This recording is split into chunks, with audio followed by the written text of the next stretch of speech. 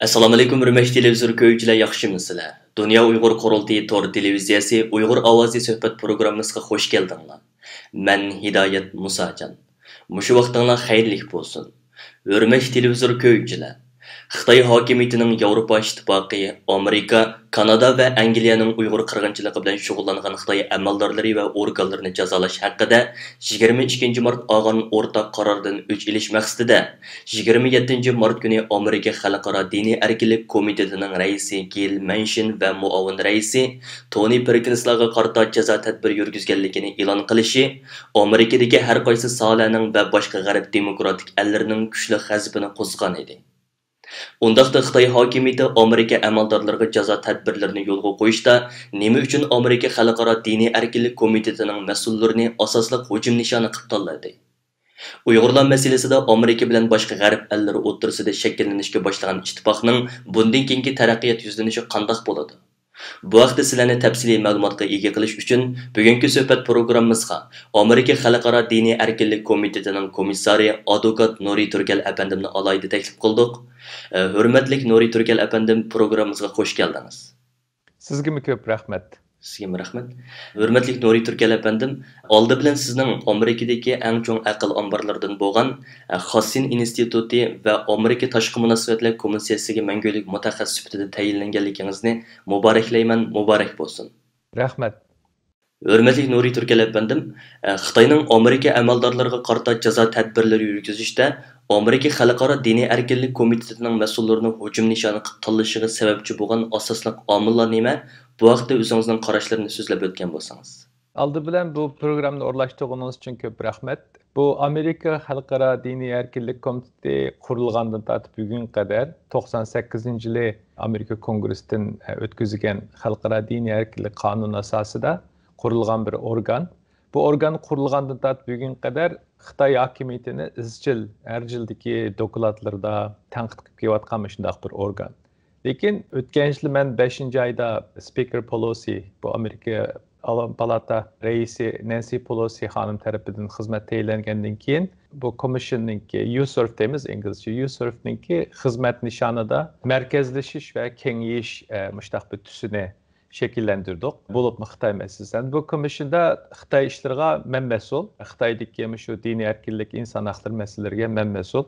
Programmalarni asosiy jihatdan shu Uyg'urlarga yurgizilayotgan milliy irqiy qirg'inchilik masalasiga qaratib davom qilayotgan xizmatga yana bir necha mazmunlar qo'shilgan. Endi bu xizmatlarning birisi shu o'tgan yil 6-oydan tortib commissionninki rasmiy hukumat organi sifatida Tashqi ishlar komiteti, Amerikaning tashqi ishlar ministri va Oqsaroydagi davlat bexatarlik maslahatchilariga hozir Uyg'urlarga yurgizilayotgan bu siyosiy vaziyatni muvofiq ism bilan atash to'g'risida bu tarixiy ko'zqarash, qonuniy asos va hozir qo'limizdagi dalillarga asosan davom qilayotgan jinoyatga bir ochiq, aniq, undan keyin yetarli bir ta'bir berish va tadbir qo'llanishni tashabbus qilib kelayotgandik. Undan boshqa hozir davom qilayotgan bu qulluq amgaki masalasidami nihoyatda ro'shan pozitsiya tutib qilyapmiz. Undan keyin yana bir yangi bu qo'shilgan mazmun bu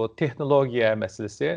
Uyg'urlarning hayoti va Uyg'urlarningki ana vatanini xuddi bir laboratoriyaga o'xshash, tajribaxonaga o'xshash qo'llanib, bu qo'llanish natijasida chiqqan bu texnik ustunligini xalqaroga taqib, xalqarodagi shu diniy erkinlik, kishilik huquq masalalari mavjud va davlatlarningki hokimiyatiga bostirish siyosatini texnik chunqurlashtirishga to'p qo'shayotgan masalalardami buningda nihoyatda keng ko'lamli xizmatlarni olib bordi. Undan keyin yana bir masala bu insoniy tadbir, humanitarian intervention deymiz.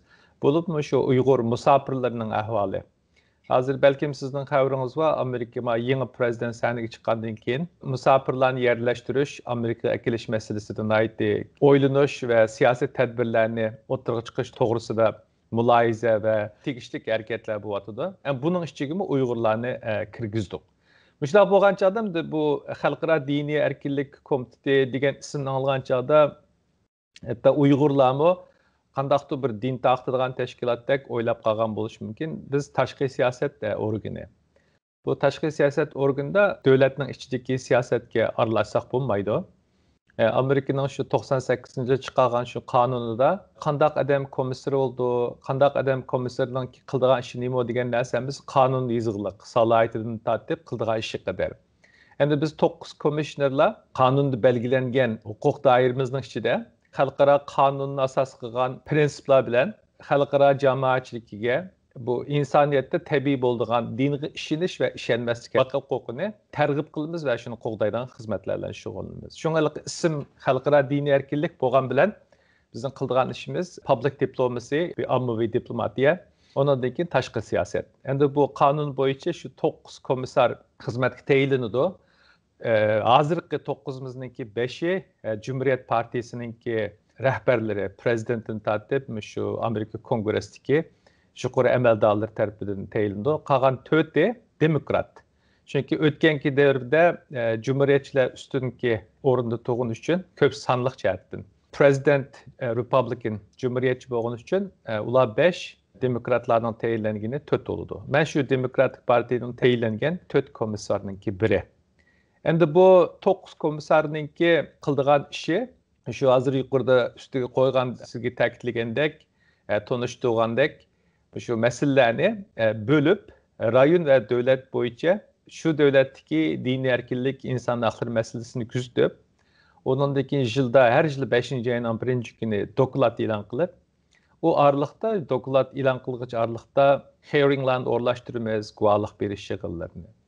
Ammavi sorularda nutuk sözleyimiz, onundaki gezi jurnallarda makallarını ilan kılmaz, nurgun jığıllarda bulunmaz. Şu Amerika hükümetiga tashqi siyosat maslahat beradigan bir organ bo'lish sifatimiz bilan Kongressga, Oqsaroyga, tashqi ishlar ministriga tashqi siyosat maslahat beradigan xizmatlar bilan shug'ullanamiz. Endi bu jarayonda abay degandek bo'lib kimning qaysi davlatda, qaysi rayonda kasbiy va ma'rif jihatdan tecrübe jihatdan ortiqchilik bo'lsa shu rayonga qaraydigan mushtaq ahvol bo'ldi. Mening asos qaraydigan davlat va rayon shu Xitoy. Xitoydagi butun diniy erkinlik, inson haqlari masalasi mening yetakchiligimda olib berildi. Undan keyin O'rta Osiyodagi davlatlar mening ikkinchi guruhdagi qaraydigan, kuzatadigan davlatlar qator. Bundan boshqa men bu O'rta Sharqdagi bir necha davlatlar, Turkiyaning o'z ichiga olgan davlatlardagi diniy erkinlik, inson haqlari masalasiga onunla mesul. Hem şunda bo'lgan chaqda bu Uyg'ur meselesini mushundaq highlight qilayotgan, mushundaq gavdlantirayotgan bir organning Xitoy hukumatiningki diqqatini tortishi, Xitoy hukumatiningki bu organdagi rahbarlik o'rinda xizmat qilayotgan shaxslarni embargo qilishi mencha bek hayron qolarlik bir masala emas deb o'ylayman. Ko'pdan ko'p rahmat, hurmatli Nuriy Turkal afandim. Yuqoridami deb o'tgan bo'ldingiz, ya'ni bu Amerika Xalqaro diniy erkinlik komitetiningki Xitoyda bo'lgan bu inson haqlari dafsandichligi va bu yurgizayotgan irqiy qirg'inchilikni bu ilmiy jihatdan isbotlab chiqargan bir amaliy xizmatli organ ekanligini. Endi Xitoyning Amerika Xalqaro diniy erkinlik komitetining mas'ullariga embargo yurgizishida Uyg'urlarning erkinlik uchun sizga o'xshagan uzun yillardan buyon izchil kurash qilib kelayotgan tanilgan bir Uyg'ur faoliyatchining mazkur komitetning komissarligiga tayinlanganligini bir sabab qilib ko'rsatish mumkinmi? Bu ehtimolga qanday qaraysiz? Bu namda boshqa bir hukumatning o'tirg'i chiqargan tadbiri e'lonlariga bilmasdan ta'bir berish mencha muvofiq emas, lekin Xitoyning ish bajarish usuli, Xitoyning bu xalqaro diplomatiya masalalari tutgan pozitsiyasi, undaki o'tirda deyilayotgan, deyotgan so'z harakatlariga qarab turib, ba'zi yakunlarni chiqarish mumkin. Masalan, bizning bu komissiyada Amerikadagi Uyg'urlarning tarixida men tunji shu xizmatda e'langan Uyg'ur Amerika vatandoshi hisoblanaman. Undan keyin bizning bu hukumatning sistemida boshqa bu byurokratik sistemdagi yoki autokratik sistemdagi davlat ma'murlariga o'xshash bir xizmatda e'langandan keyin biz o'tiradigan ish bo'lmaydi. Abay ta'kidlagandek har yil bir qitim bir report chiqaramiz. Bu reportga tushliq buningga ma'lumotlar kerak. Endi shu bu xizmat tayinlangandan keyin bir tarixiy majburiyat, vazifa ustimizda bo'lgandan keyin tabiiy buning tushliq bir xizmatlarni qilish kerak. Xizmatlar yaxshi bo'lgan chaqda boshqalarning diqqatini tortadigan ish bo'ladi. Şu anda bununki ba'zi tashqi siyosatda ham simbol xarakterdagi ahamiyatiga ham amaliy xarakteri qarab turib, ba'zi siyosat yo'nalishlarga yakın çıkarış mümkün.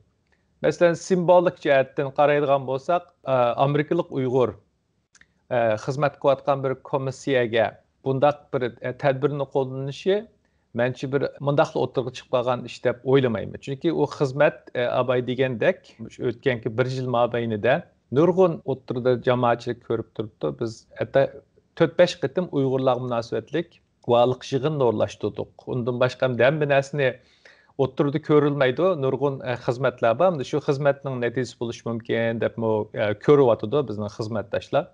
Ondan keyin bu 98-yilimiz qonun asosida o'tirg'i chiqqan bu organ xizmat qilib bugunga kelgan qadar arliqda hech qanday bir hukumat bu USARFni bunda embargo qilib boqqan bir ahvol yo'q.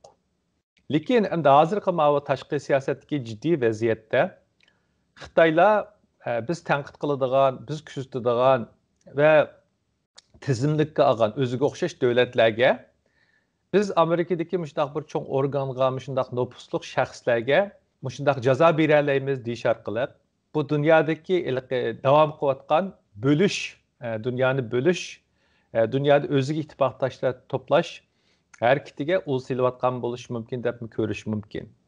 Shuningda bu abay degandek simbol xarakterdagi boshqa biriga jazo berish orqali tirnoq ichida, qo'sh tirnoq ichida jazo berish orqali yana birlariga ogohlantirish bir mesaj evatayotgan bo'lishi mumkin. Undan boshqa bu negizlik masalaga kelsak, bizlar xizmat qilayotgan bu 9 komissiyonning hammasining o'zining jamiyatda, hukumatda tegishli imtiyozi bor shaxslar.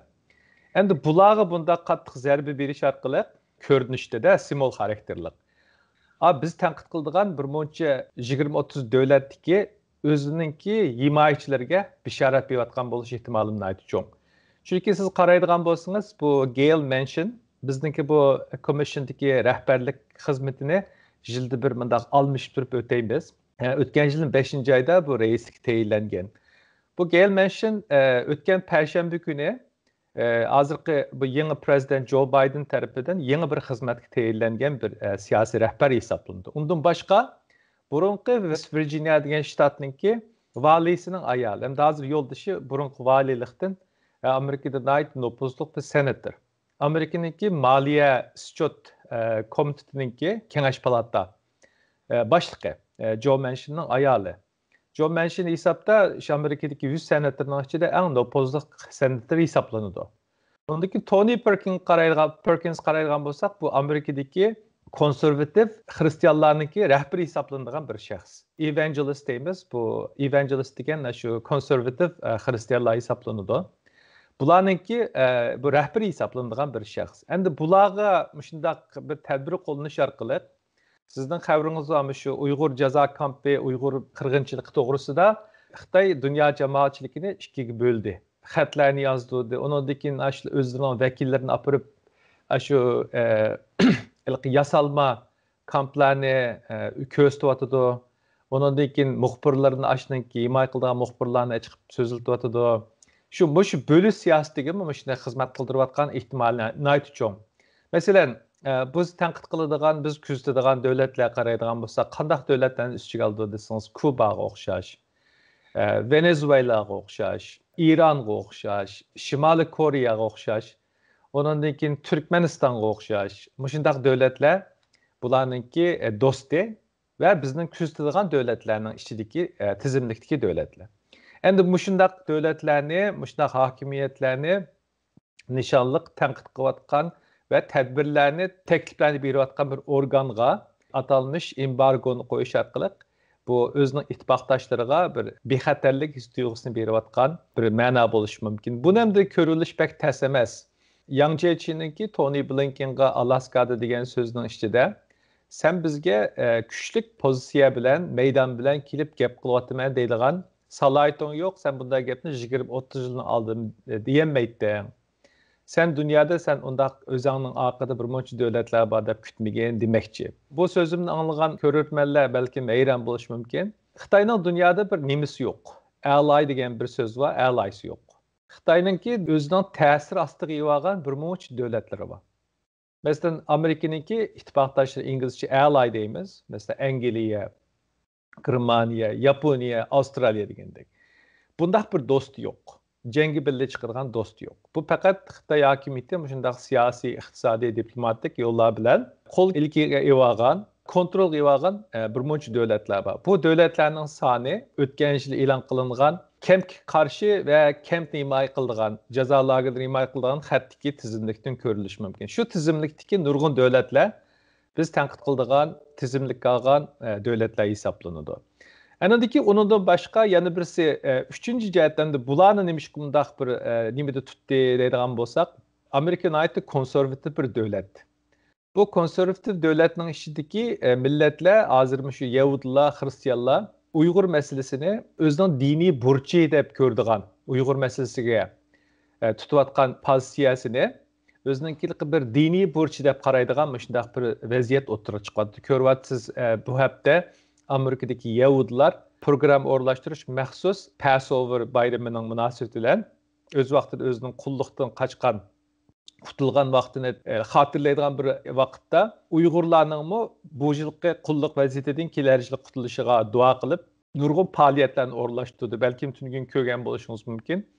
Amerika'daki mashhur jurnallarning biri bo'lgan Newsweek haftalik xabarlar gazetiga ben bir rabbi ile birlikte muş meselede makale e'lon qildik. Şuna bu yerda bu dini erkinlik meselesiga taqishadigan, dini e'tiqod meselesiga taqishadigan, dini burchiga taqishadigan mesele bo'lgani uchun Xalqaro diniy erkinlik komitetini nishon qilgan bo'lish ehtimoli nihoyat cho'ng deb ko'raman. Bu bek uzun bir javob bo'lib ketdi, chunki bu narsalarga kuzatish va qiyos asosida chiqadigan bir yakun bo'lgani uchun biraz artıq tushuncha berish majburi qoldim. Shunga kechirasiz, javobim sal uzun bo'lib ketdi. Yo'q, hech qisi hurmatli Nuri Turkal apandim nihoyat yaxshi javob berdi. Chunki ko'rmanlarning texmi yaxshi tushunib olish uchun bu nihoyat muhim deb o'ylayman. Yuqorida siz deb o'tib ketdingiz, ya'ni bu Xitoyning bu Amerikaga qarshi bir siyosat yurgizish uchun atrofiga o'zi siyosiy ta'sirga va iqtisodiy kontrolligiga ega bo'lgan ba'zi davlatlarni jug'layotganligini va Amerikaning o'zining ittifoqdoshlari bilan ba'zi bir siyosatlarni yurgizishga hozirlanganligi to'g'riliq. Endi Joe Biden hokimiyat beshiga chiqqandan keyin mayli o'zi bo'lsin yoki uning tashqi ishlar ministri Antony Blinken bo'lsin, Uyg'urlar masalasida Xitoyga qarshi ittifoqdoshlar bilan birlikda harakat olib borganligini ta'kidlab kelgandi. Endi hozir ular ta'kidlagan bu xil birlikning nihoyat tez suratda shakllanayotganligini ko'ryapmiz. Endi siz Amerika bilan boshqa g'arb ellari o'rtasida shakllanayotgan hozirgi bu xil hamkorlikning kelgusi taraqqiyotiga qanday qaraysiz? Mushu haqida sizning fikringizni bir iboqan bo'lsak. Rahmat. Siz aytib muhim bir savolni sordingiz. Siz ko'rib turayotgandek o'tganki 3-4 yil ichida shu Uyg'ur masalasi dunyo jamoatchiligida nihoyat ko'p diqqatni jalb qildi. Ondan keyin ba'zi tadbirlarni qo'llandi. Buningda asosiy yetakchi kuch Amerika yolg'iz bo'lib kelayotgan. Ben bugün kadar hozirgi Biden hukumatiningki e'lon qilgan embargolarni hisoblaganda 70 qaror chiqarildi Uyg'urlar to'g'risida. Embargo, viza cheklash degandek. Ondan başqa kongressda qonun o'tkazildi va 3 hozir maktabda 3 qonun bor ko'rilayotgan. Lekin bu yetarlik bir unum ko'rsatmay qolgan. Shunga bu Biden hukumatiningki sening Trump hukumatidan Xitoy siyosati, Uyg'ur siyosatining farqi nima bo'ldi deganda biz xalqaro ittifoqdoshlarimiz bilan va do'stlarimiz bilan birlikda olib boramiz deb va'da bergan kampaniya vaqtida, saylan mezgilida. Endi bu ishni faqatla Joe Bidenning hukumati qilgan ishmi deb so'rab qilishingiz mumkin, kallangizda savol kelishi mumkin. Undaq emas. Bu xizmat o'tgan hukumatda boshlangan. Masalan, 2019-yili BDT'dagi yillik yig'in mezgilida Uyg'urlar uchun alohida programmalar o'rlashtirilgan. Mesela sabık Tashqi ishlar ministri Mike Pompeo O'rta Osiyodagi davlatlarning rahbarlarini yig'ib, ularga Uyg'ur masalasi pozitsiyasi tashabbus qilgan. Bu Vatikanga berib, Popning oldida Uyg'urlarning vaziyatiga andisini ifodalab, nutqlarni so'zlagan. Endi u boshlab bergan yo'lning davomining natijasini Antony Blinken ijro qilyapti. Endi bundan shu diplomatik jihatdagi bu bo'sish xarakterli o'zgarishni nihoyat qisqa vaqt ichida ko'rdik. Chunki u silingan jamoatchilik, dunyo jamoatchiligi bu vaziyatdan to'liq xabardor bo'layotgan va uyg'onayotgan va Uyg'ur masalasidagi bu orzu qilgandek natija chiqmasligi, masalan Xitoy hokimiyatiningki do'stona bo'lsin, ochiq bo'lsin, yipiq shaklda bo'lsin, diplomatchilarningki bergan takliflar, tanqidlarni anglash yo'q tutsin, o'zininkini to'g'ri ko'rsatmanda dunyoda ipayotgan faoliyatlari buni backfire deymiz. siyosatchilarni texmo o'yg'itib etgandek mushtaq ahvol bo'ldi.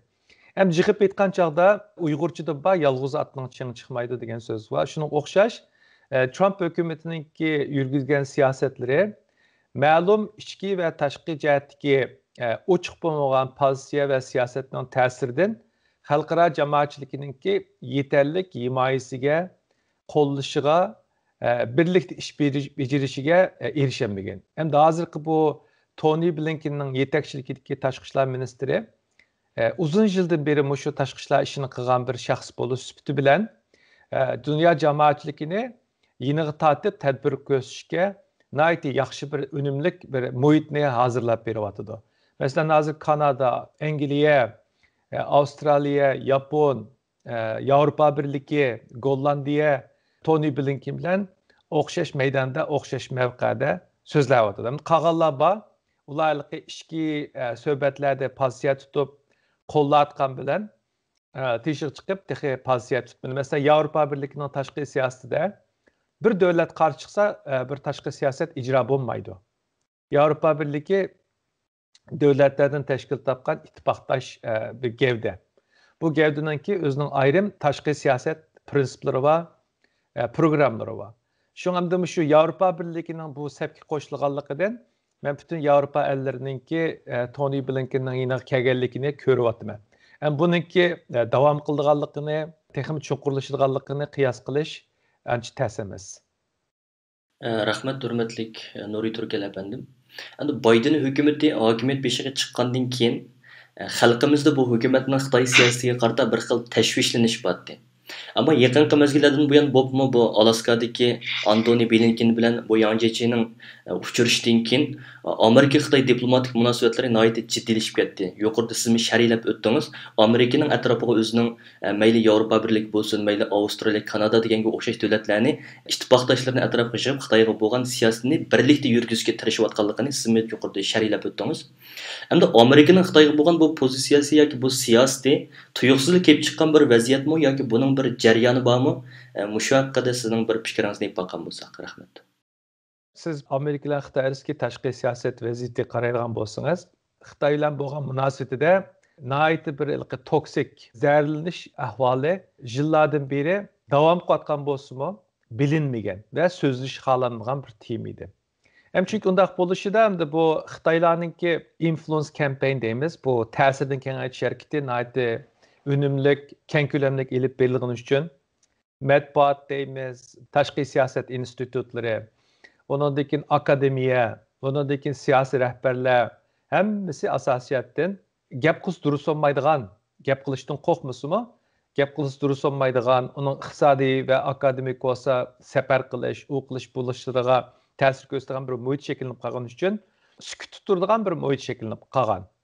Endi bu sukut turib qolgan muhitni bu Trump hokimiyatining vaqti kelgan chog'da buzildi. Endi lekin shu Trump hokimiyati bo'lib o'tgan yilning 5-ida Covid masalasi boshlanishidan oldida Trump hokimiyatimi ancha qattiq pozitsiya tutmagan. Iliqi ko'rurmanlar xuddi Trump 2017-yili 1-oyning sahnaga chiqiblam Xitoy bilan tirkishni boshlagandek mushtaq suhbatlar bo'layotganini anglatdimi? Asli undaq emas. 2017-yil 1-oyning 20-sini tortib 2019-10 oygacha oralig'da Trump hokimiyatida Uyg'ur masalasiga nisbatan bir tadbir qo'llanilgan.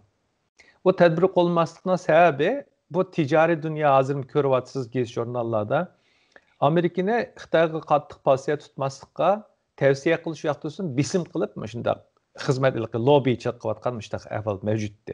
Mana bugun qadar bugungi shundaq bir jiddiy vaziyatdimi Amerikadagi sanoatchilar birlashmasi şu Uyghur mecburi emgekni emelden kaldırış kanununa karşılık gösterdi.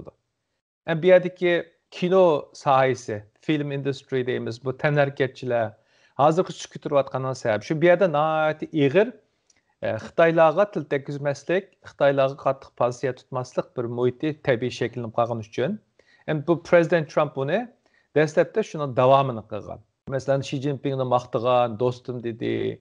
Xi Jinping hatta berib kampni qurishning to'g'ri ishligini deganning gaplarim bo'lyotdi. Uningki Rossiya alganligi boshqa bir mavzu, lekin Trump hokimiyatining Xitoyga boshda sen bu ishni qilmagan, xato yo'lga ketyapsan deb tarbiya nasihatda bo'lganimi, bu haqiqat. Buni siz 2019-yili 9-oyda men bilan birlikda muxbirlar kutilish yig'ini ochgan Amerikaningki sobiq muavin tashqi ishlar ministri David Stilwellning bir so'zi bor. Biz Xitoylarga shunday fursat berdik, endişimizni ifodalab baqdik, maydonimizni ko'rsatdik. Ondan keyin azroq tahdidmi qilib baqdik. Bo'lmagandan keyin biz temperaturani yuqoriltishga majbur qoldik degan bir so'zi bor. Shunga o'xshash bu temperaturani yuqoritish uchun 2 yildek vaqt ketgan. Endi bu ulsilinde bu Xitoy hokimiyatininki maiyati Trump hukumati davrida oshkorlangandan keyin, ulsilingandan keyin va bu maydon aniqlangandan keyin, masalalar oydinlashgandan keyin bu Biden hukumati kelib, burungi hukumat seppagan ul asos bilan ondan keyin shu yurgizgan siyosatini davom qilib, bugungi natijalarni ko'ryapti. Endi bunida nima ko'rilishi mumkin? Uyg'ur jamoatchiligi va Xitoy hokimiyati. Bu Uyg'ur masalasi, Xitoy masalasi partiya chegarasidan chiqib qoldi. Bu davlat bexatarlik masalasi, prinsip masalasi, insoniyat masalasi, qonun masala ve Amerika'nınki şimdi bir devletninki qimmat ko'z qarash masalasiga aylanib qoldi. Tony Blinkenning Alaskada degan so'zidan buni ko'rib olishingiz mumkin. Shuning uchun bir partiya ketib, yangi partiya kelgan chog'da Xitoy yetarli tashviqotlarni qilib, hatta Amerikaning shu burungi Trump hukumatida xizmat qilgan 30 nafar Pompeo'ni uchirgan 30 nafar oliy hukumat amaldorlariga jazo qo'yish orqali bu davlatdagi siyosiy muhitni buzishga, bo'lishga uringan ahvol bo'lgan. Siz balkim ko'rdingiz, masalan Pompeo bilan Blinkenning dunyo ko'z qarashida bo'libmi, bu davlatning ichki siyosat va ba'zi ma'lum tashqi siyosat masalalarida ko'z qarashlar tubdan o'xshamaydi. Lekin Xitoy va Uyg'ur masalasida qaysi meydan turayotganligini ovozini anglamay yozgan narsani yozma shakldagi narsa ko'rsangiz farqini ko'rolmaysiz. Birinchi ayning 19-soat 12da Uyg'ur qirg'inchiligiga chiqagan yakun e'lon qilgan kun shu kuni tushdan keyin bu Tony Blinken Mike Pompeo'ningki mavqesini to'g'ri deb ko'rgandan boshqa men mashunda qaror chiqaratdim deb e'lon qildi. 2 kunning oldida chiqargan yillik inson haqlari dokladimi hozirgi yurgizilayotgan shu genocide, insoniyatga qarshi jinoyatni davom qilayotgan shunday bir qilmish deb yakun chiqardi. Shu piyadaligi Uyg'urlarda tushunchani ro'shan bo'lishi kerak. Bu bir partiya masalasi emas, bu bir ijtimoiy sinf masalasi emas, yoki bir irqiy masala emas. Shu Xitoylarning qartalliklarga ani qilgan, yerlik qizil tanliklar uni qilgan, shuning uchun men ma'ni qilishim kerak deb bilqi bu Amerikaning ichidagi siyosiy muhitda fursatparastlik qilishiga sezgur turishimiz kerak. Undan keyin bundaq bir o'zligidan alab ketilgan masalalarning qurboni bo'lib, keraksiz narsalar uchun yakun chiqarib ifoda bildirishning hojati yo'q. Endi bu haqiqat degan bir narsa bor, pak degan bir narsa bor. Bu Trump hokimiyati saptagan boshlab bergan yo'lning davom qilib 60 kun ichida hozirgidek natijani ko'rsatganning o'zidan Uyg'ur xalqi va Xitoy hokimiyatining shu siyosat tuzayotganlar tushunish kerakki, bu qandaqdir yig'ishtiriladigan, yo'lning chetiga ishtiriladigan yoki bo'lmasa yolg'on yasoq gaplarni yig'ishtirilib, Amerikaningki tashqi siyosatidan, programmalardan chiqarib o'tib, xalqning diqqatidan chechitadigan masala yeridan allburun o'tib ketib qoldi. Shunga inglizcha bir gap bor, poyezdansidan ketib qoldi deb. Bu biraz bunga fursat berib qilayotgan shaxslar uchun biraz kech qolgan bir muhit mavjud. Köpten köp rahmet hörmetli Nuri Türkel efendim. Endi Amerika'nın Xitoyga nisbatan yeyotgan tadbirlarining endi önümlük bo'lmasligi desem to'g'ri bo'lamdi, to'g'ri bo'lmaydi uqmayman. Chunki oxirgi zamonlarda bu Xitoyning tashviqoti, mayli lager siyosati bo'lsin va yoki boshqa siyosatlar bo'lsin, inkor qilib kelgan bo'lsa, bugun Xitoyning bu chet eldagi CGTV hukumatining televiziyasi chiqargan bu 50 necha minutlik bu videodan ko'rib olishimiz kerakki, ya'ni Xitoy sistemlik nayet ustalık bir şekilde bizning vatandagi atalmış o yuqori darajalik mayli JX organlar olsun, mayli istihbarat organları olsun yoki turma xodimlarini chiqarib va turmadagi Yolqin Ro'zga o'xshash va uningdan boshqa nurg'un ziyolilarimizni chiqarib, sistemlik bir şekilde ularning terrorlikka chetilganligi va Xitoyning tarbiyalash orqali ularning ideyasini to'g'ri yo'lga qaytarib kelganlikdek bir tashviqotni nayet kuchab taqityapti. Endi lekin yanıla biz arzu qilgandek bir önüm hosil bo'lmagandek bir atmosfera shakllanyapti. Endi buning sabablari nima? Biz Uyg'urlar Sharq Turkiston bo'lish sifatimiz bilan bu jihatda qanday xizmatlarni qila olamiz? Oxirida mushu haqidagi qarashlaringizni va xalqimizga bo'lgan yurak so'z va taklif fikrlaringizni ilib, programmamizni oxirlashtirgan bo'lsak rahmat. Bu önüm meselesi kelsek, önüm körülüvatıdı. Qanday körülüvatıdı desiniz, birinçiden Xitay hakimiyetinin cemaatçilikte davatkan gipiden önümnün bu atkallıqını körəleysiz. Bizden hazır bu göz aldığımızdaki bu devlet sistemisi, hükümet 89-cı yılı minglarca özünün xalqını tankıga tutup, şunu hata boldu dep itiraf qılmayatqan bir hükümetlen bu atkan bir mesele bu. Muşundaq bir hükümet çıkıp, hazırqadek dünya cemaatçilikide iqtisadi jihatdan bo'lsin, davlat bexatarlik masalasidan bo'lsin, vijdoniy masaladan bo'lsin, qimmat ko'z qarash masalasidan bo'lsin, tarixiy majburiyat hamma jihatdan rezillayotgan bir mezgilda o'zini chiqib, men xato qildim, tövbe qildim, tuzday demaydi. Buni kutmaslik kerak. Undaq bir hukumat emas. Agar undaq bir hukumat bo'lgan bo'lsa, bu hozirda ko'p kunduzda mushundaq dunyo jamoati ko'rib turgan mushundaq bir ahvol ostida milyonlarca Uyg'ur xalqini bunda qirg'inchilikqa mubtalo qilmaydi. Ondan keyin dunyo jamoatchiligini dunyodagi shu iste'molchilarningki kundalik buyumlarini Uyg'urlarning qon teri bilan, qulluq amgiki bilan bulg'amaydi. Ondan keyin o'zida xalqni bostirib, unum ko'rgan texnika afzalligini dunyo jamoatchiga targ'ib qilib, kengaytib, ondan keyin bu dunyoning bir sog'lom davotgan bir xalqaro sistemni buzishga urinmaydi. Shuning uchun Xitoy hokimiyatidan to'g'ri ishni kutmay, to'g'ri ishni qila oladigan hokimiyat va xalq to'g'ri ishni davom qilish kerak. Mushu relis, hozir davom qilayotgan yo'l nihoyatda to'g'ri bir yo'l. Ommaviy sorun va iqtisodiy texnologiya jihatdagi shu davom qilayotgan xizmatlar ma'lum darajada ABQ degan ilqi so'z iboradagi ifodalashdan boshqa iqtisodiy jihatdami buning ta'siri bo'ldi deb ko'rish mumkin. Mesela 2-3 günden beri ko'ryapsiz, şu qulluq tüzümüge pasiya tutgan şirketlerini cezalash.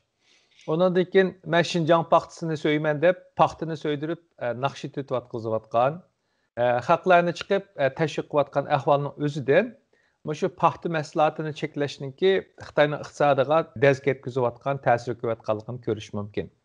Ondan boshqa Amerika shirkatlariga nihoyat ig'ir qonuniy besim bor. Bizning bu sistemimizda qulluq əmgiki bilan yasalgan mahsulotlar cheklanadi. Ondan keyin shunda hozirgidek qirg'inchilikqa vositalik va bevosita bilib bilmay yordam qilayotgan texnologiya shirkatlari olsun, boshqa shirkatlar olsun buningga tadbir jazo uchiriladi. Bu bir necha kunning oldida Washington Postda Xitoydagi Huawei ismli bir ta'minlash shirkatining nurg'un ziyon tortganligini, 100 million dollardan ortiq ziyon tortganligini va kutgan kirim bilan yo'qotgan pulni birlashtirib 100 milliondan ortiq deb ko'rish mumkin. Bir yilning ichida shunchalik bir ziyon uchirganligini report qildi, doklad qildi. Bu faqat bir shirkat. Dunyoda 83 dan ortiq marka qulluq emgakka bog'liqlik. Hatto buni anglagan ko'rarmanlar hayron qilish mumkin. Shu uyning ustiga qo'ydigan aynak uskunlarimi, solar panel deymiz. Ashunimi Uyg'ur qulluq emgak bilan yasalayotgan ahvol bor. Ondan keyin hozir doktorxonalar ishlatayotgan shu disposable kiyimlar, maskalar, unimi Uyg'ur qullar tarafidan yasalayotgan ahvol bor. Hozir Amerikaningki shu kritik halqiliq mahsulotlarning ichida nurg'unlari Xitoyga tayangan va Xitoydan shu Uyg'urlarning amkilar yasalayotgan shundaq vaziyat va isbotlar mavjud. Shunday ahvol ostida G'arb ellari, Amerika hukumati buningga oqiq chekinmaydi, chunki bulg'angan bir narsani pokizlash kerak. Dünyanın iqtisadi sistemi Uyg'urlarning qulluq amgiki bilan yasalgan mahsulotlar bilan bulg'andi. Ondan keyin Xitoy hokimiyati shu imtiyozga erishgan iqtisodiy afzalligidan, texnik afzalligidan, kuchligidan foydalanib, dunyo jamoatchiligini bo'lgandan boshqa yangi bir sistemni o'ttirg'i chiqarish uchun harakat qilyapti. Endi buningga mencha liberal democracy deymiz, demokratik sistemni barpo qilgan, davom qilgan shaxslar, siyosatchilar, tijoratchilar va avam xalq buningga mencha sukut turadigan yerdan o'tib ketib qoldi. Shuning uchun 20-30 yilda mavjud bo'lgan bu masalani oqiga yandirish uchun shunchalik va undan jiq vaqt ketish mumkin. Lekin hozir eng muhim yeri dunyo jamoatchiligi, dunyodagi shu iste'molchilar, siyosiy faoliyatchilar, siyosatchilar ishning to'g'risini topdi deb ko'rish mumkin. Shuning uchun umidvor bo'lish kerak. Vaqtni, zehnni muhim ishlarga berish kerak. Uyg'ur masalasi dunyoda xalqaro bir masala. Uyg'ur xalqi hozir yo'qolish girdobida turayotgan bir millat. Bu millatning yo'qolib ketmasligi dunyo madaniyatiga, tarixiga qo'shgan shalliq to'pisini ko'z tutib, dunyo jamoatchiligining buni qo'g'dab qolganligini va Uyg'urlarga o'xshash mushta zulmga, zarbaga uchragan yahudlarga o'xshash millatning o'zini saqlab qolgandan boshqa terilib dunyo kuchli davlat va xalq bo'laligini unutmaslikni tavsiya qilaman. Hurmatli Nuri Turkal apandim, alayda vaqt ajratib bugungi ziyoratimni qabul qilganligingiz va yuqorida bergan qimmatli ma'lumotlaringiz uchun ko'p rahmat etaman. Rahmat sizga. Sizga ko'p rahmat.